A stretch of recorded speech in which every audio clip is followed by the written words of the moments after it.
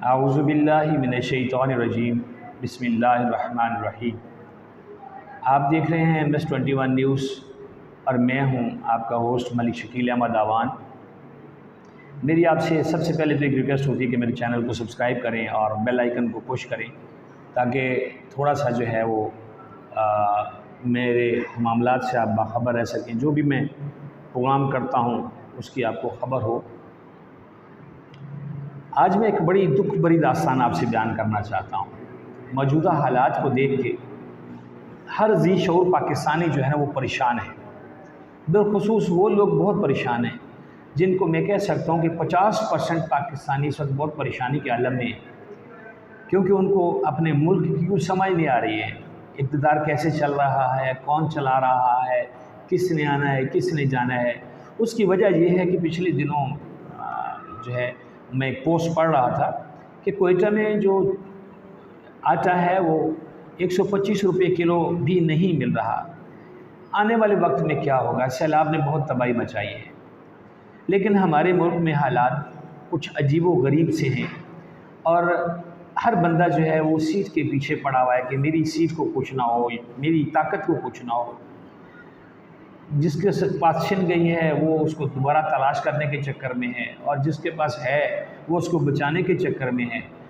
कोई समझ नहीं आ रही है कि क्या हो रहा है। मैं इतना नॉलेज नहीं रखता हूँ कि ये इस्टेब्लिशमेंट का किरदार क्या होता है, उसमें अदलिया का किरदार क्या होता है, लेकिन मैं इतना समझता हूँ कि अल्लाह के निज़ाम से अल्लाह के यहाँ अल्लाह के हजूर भी पेश होना है सब ने। आप इस चीज़ को देखें, अल्लाह देख रहा है आप इंसानों के साथ क्या कर रहे हैं। मैं किसी का नाम नहीं लूँगा और ना ही मुझे लेना चाहिए।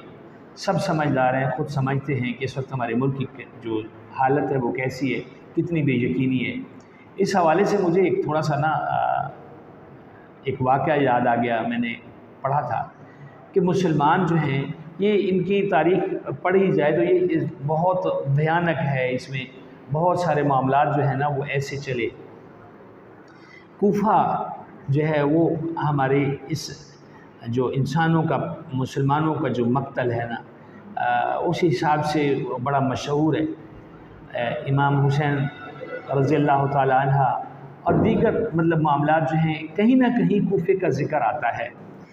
कूफा जब फ़तह हुआ, यानी कि लास्ट टाइम जब एक बार फ़तह हुआ तो उसमें मौसब इब्न ज़ुबैर तख्त पर बैठा था और जैसे ही वो बैठा तो उसके सामने मुख्तार सक्फ़ी वो शख्सियत है जिसने मतलब दुनियादारी के लिहाज से कह ले या जो हिस्ट्री थोड़ा सा बताती है कि उसने वहाँ पे बदला लिया था, जो वहाँ पे शहादतें हुई इमाम पाक की और आपके अहले बैत की।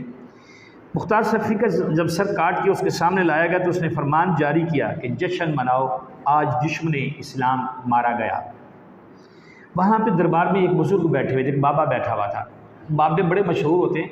बाबों के बारे में भी थोड़ा सा आपको मतलब इस खुश्क बात के साथ साथ ना एक मज़े की बात बताऊँ कि बाबे जब सफ़र कर रहे होते हैं ना तो अक्सर लोकल गाड़ी में आप किसी बस में सफ़र करें, मैं करता रहा हूँ, तो वहाँ पे होता है कि बाबा आखिरी सीट पे बैठा होता है, ड्राइवर फ्रंट सीट पे गाड़ी चला रहा होता है। वो ब्रेक लगाते लगाते जा रहा था, बाबे को जल्दी होती है तो बाबा पीछे से आवाज़ लगाता है जल्दी करो चलाओ। वो जब नहीं चलाता लोग शोर करते तो बाबा पता क्या कहता है? बाबा कहता फड़ लो इनू मुड़ो, यानी अपने हाथ से कुछ नहीं करना। इस तरह का एक बाबा वहाँ पर भी मौजूद था, लेकिन बाबा बड़ा पहुँचा हुआ था। बाबा मुस्कुराया और उसने मौसम जो है मौसम ने गिरफ्तार उससे पूछा कि बुढ़े तो क्यों मुस्कुरा रहा है?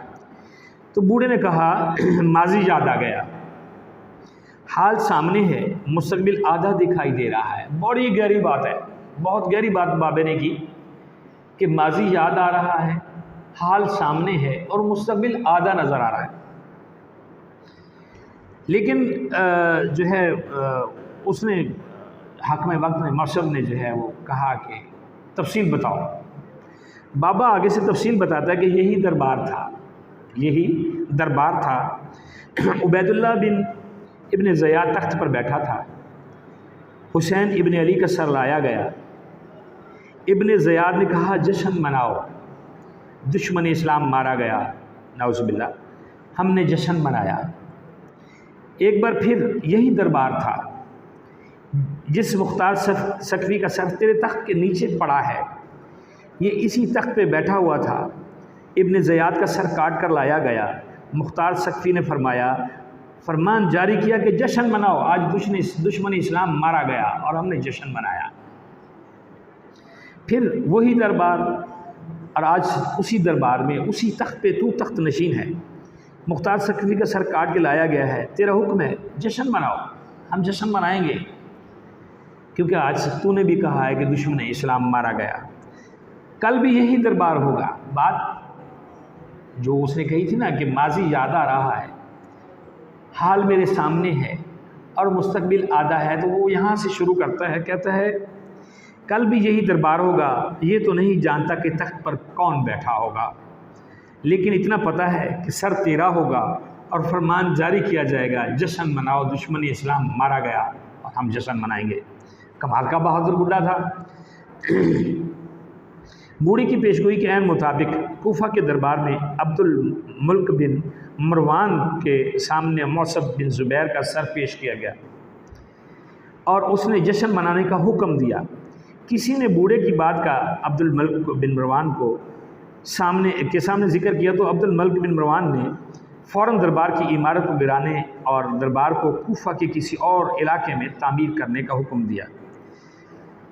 کیا اس وقت بھی کوئی عبد الملک بن مروان جو ہے وہ ہوگا جو اس سارے معاملات کو ختم کرے گا؟ یہ جو بے یقینی کی صورتحال ہے، عمران غدار ہے، اس کے اوپر بڑے بڑے الزامات لگائے جاتے ہیں، کوئی قادیانی کہتا ہے، کوئی یہودیوں کا ایجنٹ کہتا ہے، نواز شریف چور ہے عمران کہتا ہے، عوام کہتی ہے، عوام پھر یہ بھی کہتی ہے کہ عمران خان کی جو معاملات ہیں، کچھ خواتین کا ذکر آتا ہے، ان کی فرنٹ مین ہے، اس کے حوالے سے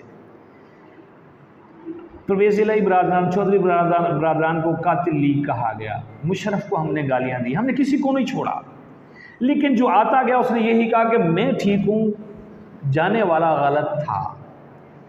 نواز شریف کو نکالا گیا، اس نے کہا مجھے کیوں نکالا، عمران خان کو نکالا، وہ کیوں نکالا، شہباز شریف آیا، وہ کیوں آیا، کوئی کچھ کہہ رہا ہے، کوئی کچھ کہہ رہا ہے، بھانت بھانت کی آوازیں سن رہے ہیں ہم۔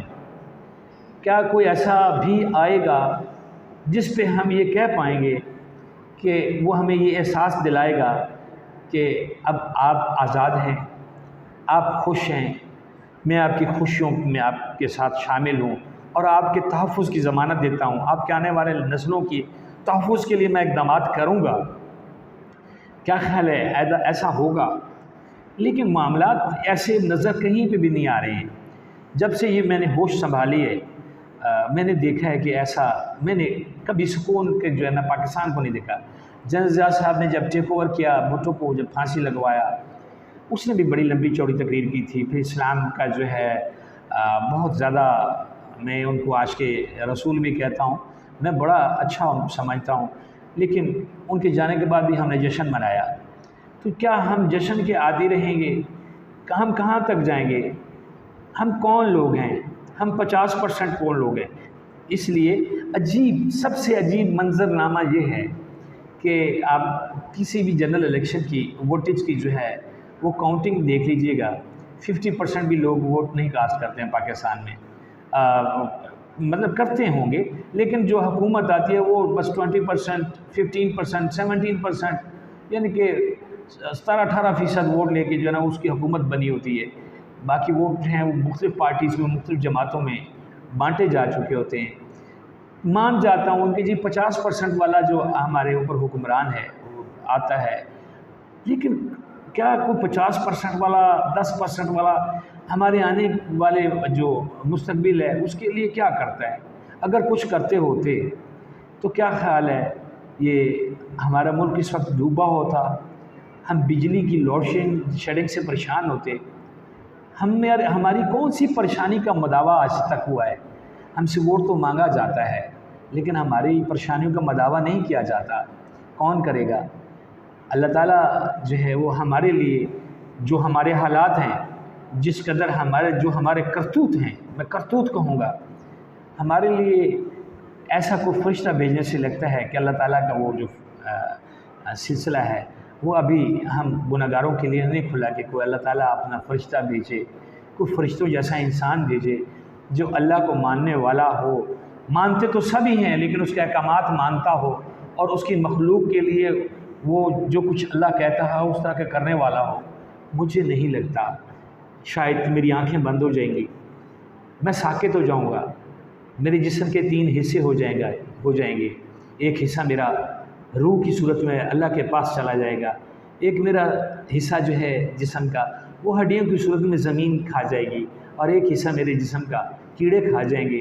لیکن مجھے نہیں لگتا کہ میرے بچے، میرے آنے والی نسلیں، میرے ملک کی آنے والی نسلیں جو ہیں ان کے لیے کوئی اچھا رہنما آ سکے گا۔ دعا کریں اللہ تعالیٰ ہم سب کو سکون قلب دے، اور میں کہتا ہوں اللہ ہمیں برداشت کرنے کی توفیق دے دے، ہم برداشت میں آ جائیں، اس لیے کہ برداشت کے بغیر تو ہم، جیسے میں تڑپ رہا ہوں، بہت سارے لوگ اور بھی تڑپ رہے ہوں گے کہ پتہ نہیں کیا ہوگا۔ میرے مالک تو ہم پہ رحم کر، تو ہم سے راضی ہو جا، اور ہمارے لیے اچھے حکمران بھیج، ہمارا اچھا سوچنے والے، اسلام کا اچھا سوچنے والے ہمارے ملک پہ حکمران بھیج۔ اللہ تعالیٰ ہماری دعائیں سن، ہم بہت پریشان ہیں۔ جزاک اللہ، اللہ پاک ہم سب کا حامی و ناصر ہو۔ اپنا بھی خیال رکھیے گا، اپنے چینل کا بھی خیال رکھیے گا، اور مجھے اپنی رائے سے بھی نوازیے گا۔ جزاک اللہ۔